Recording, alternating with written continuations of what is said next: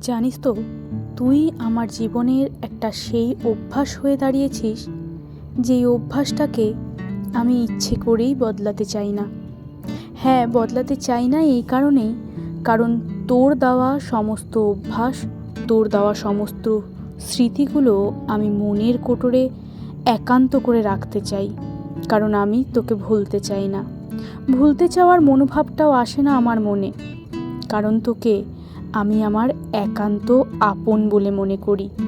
আর মানুষ যেটা একান্ত আপন বলে মনে করে, সেই জিনিস কখনো ভোলার না, কখনো ভুলতে দেয় না তার নিজের মন থেকে।